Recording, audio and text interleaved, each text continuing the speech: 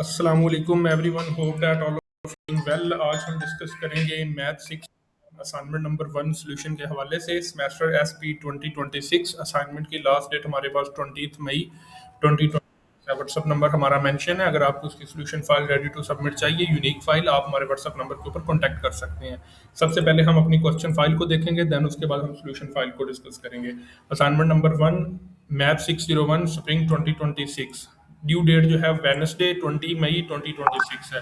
ठीक है, आज हमारे पास जो है वो 3 मई हो गई है। ठीक है, 17 डेज पड़े हैं। असाइनमेंट थोड़ी सी लेंथी है जिसकी वजह से ज़्यादा डेज आपको मिले हैं। ठीक है, यहाँ पे कुछ इंस्ट्रक्शंस वगैरह बताई गई हैं। ठीक है, एमएस वर्ड के अंदर आपने असाइनमेंट सबमिट करवानी है। क्वेश्चन नंबर 1 हमारे पास है, हमने कंसिडर द नेटवर्क करना है। ठीक है, नेटवर्क कंसिडर करने के बाद हमने ये वाली जो डायग्राम है वो स्टेट पाथ, फ्लोट पाथ और इसको फॉलो करना है। ठीक है, इसके अंदर हमने देखना है कि determine the total float, free float, independent float and identify the critical path. ठीक है, हमने ये 3 चीजें फाइंड आउट करनी है फर्स्ट पे, देन उसके बाद हमने क्रिटिकल पाथ फाइंड आउट करना है।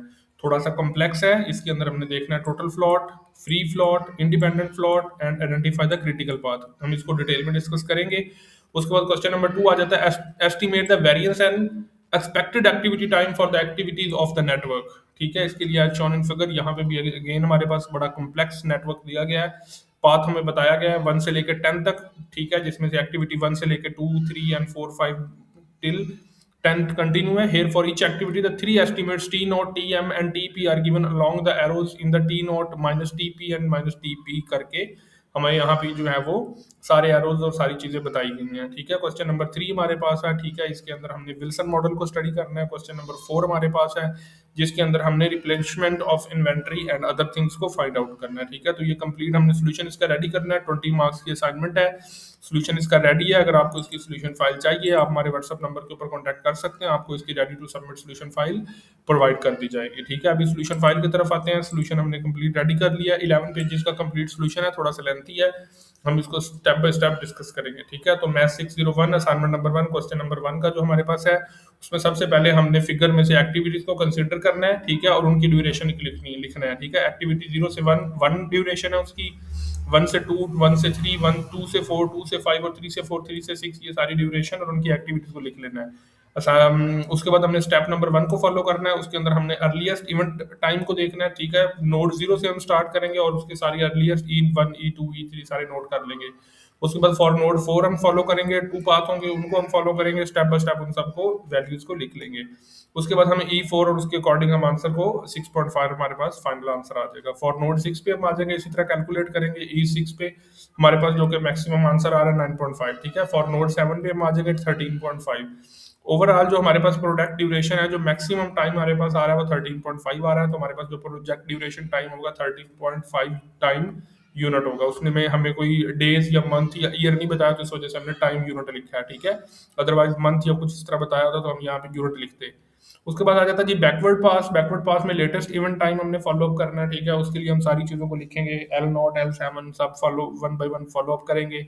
L3 के लिए, L2 के लिए, फॉर नोड 1 के लिए कैलकुलेट करेंगे। ठीक है, उसके बाद हम इवेंट टाइम टेबल को लिखेंगे। उसके अंदर हम अर्लीस्ट टाइम और लेटेस्ट टाइम को मेंशन करेंगे। ठीक है, उसके बाद अकॉर्डिंग हम अपना जो है वो टेबल फिल करेंगे। उसके बाद हमारे पास फ्लॉट फार्मूलाज आ जाते हैं। For activity I to J हमारे पास फार्मूलाज गिवन, हम इनको मेंशन करेंगे और अपनी कैलकुलेशन को यहाँ पे कंप्लीट करेंगे, टेबल बनाएंगे। ठीक है, फ्लॉट कैलकुलेशन टेबल, जिसके अंदर activity, duration, total float, free float और इंडिपेंडेंट फ्लॉट, ये सारी चीजें स्टेप बाय स्टेप मेंशन हो जाएंगी। हम अपने फार्मूलाज के अंदर वैल्यूज को पुट करते जाएंगे, हमारे आंसर निकल जाएंगे। इन्हीं टेबल से हम फाइनल अपने बना लेंगे। एक्टिविटी के अकॉर्डिंग दिस एक्टिविटी का जो टोटल फ्लॉट का टेबल है हम यहाँ पे ड्रॉ कर लेंगे। फ्री फ्लॉट का जो टेबल है एक्टिविटी के अकॉर्डिंग फ्री फ्लॉट का टेबल यहाँ पे ड्रॉ कर लेंगे। उसके बाद इंडिपेंडेंट फ्लॉट एक्टिविटी के अकॉर्डिंग इंडिपेंडेंट का फ्लॉट हम यहाँ पे ड्रॉ कर लेंगे। ठीक है, और इस तरह हमारा जो क्रिटिकल पाथ में जो पता चल जाएगा 13.5 यूनिट्स हमने ऊपर भी आंसर मेंशन किया था। ठीक है, यहाँ पे क्वेश्चन नंबर 1 कंप्लीट हो जाता है। उसके बाद क्वेश्चन नंबर 2 आ जाता है। ठीक है, उसके बाद हमने PERT नेटवर्क जो है वो उसको मेंशन किया। सेकंड जो हमारे पास डायग्राम थी ये वाली, उसको हमने कंसिडर किया इस डायग्राम में से। ठीक है, और अपनी वैल्यूज और टेबल को एक्सट्रैक्ट किया और उसके अकॉर्डिंग हमने जो एक्सपेक्टिव एक्टिविटी टाइम का फार्मूला पुट किया, फार्मूला फॉर वेरिएंस पुट किया, और इस तरह हमने फार्मूला के अंदर वैल्यूज पुट करके अपने आंसर्स को स्टेप बाय स्टेप यहाँ पे सारी एक्टिविटीज के लिए निकाल लेना है। ठीक है, सारी एक्टिविटीज के लिए हम अपने आंसर को यहाँ पे इसी तरह से वन बाय वन मेंशन करके आंसर फाइनल कर लेंगे और हमारे पास जो फाइनल आंसर है वो आ जाएंगे। एक्सपेक्टेड एक्टिविटी टाइम और वेरिएंस दोनों हमने ये दोनों चीज़ें हमने फाइंड आउट करनी थी। ठीक है, उसके बाद हमारे पास क्वेश्चन नंबर 3 आ जाता है, उसके हम फार्मूलाज और वैल्यूज को पुट करेंगे। विल्सन जो हमारे पास ईओक्यू मॉडल था, ठीक है, उसके अकॉर्डिंग हम टी सी सी टू और सारी वैल्यूज को फाइंड आउट करके हमारे पास जो फाइनल मिनिमम कॉस्ट के अकॉर्डिंग हमारे पास there is no change in optimum order quantity, हमारा फाइनल आंसर आ जाएगा। क्वेश्चन नंबर 4 पे आ जाएंगे, गिवन डाटा मेंशन था, उसके अकॉर्डिंग हम क्यू का फार्मूला पुट करेंगे, 2C2D divided by C1 under root, उसको फार्मूला पुट करेंगे, वैल्यूज को पुट करेंगे, क्यू की वैल्यू हमारे पास 100 आ जाती है और 100 यूनिट्स हम लिखेंगे। उसके अकॉर्डिंग हम टी का फॉर्मूला पुट करेंगे और 0.5 मंथ हमारे पास आंसर आ जाएगा और इस तरह हम उसको 30 डेज पे और मल्टीप्लाई करेंगे तो 15 डेज आ जाएगा। ठीक है, और 15 दिनों के अंदर हमारा जो ऑप्टिमम बैच साइज 100 यूनिट हो जाएगा और बेस्ट रिप्लेसमेंट टाइम 0.5 मंथ और 15 डेज हो जाएगा। ठीक है, ये हमारे कंप्लीट असाइनमेंट का सोल्यूशन यहाँ पे एंड हो जाता है। इसके अकॉर्डिंग आपने अपनी असाइनमेंट सोल्यूशन रेडी करनी है।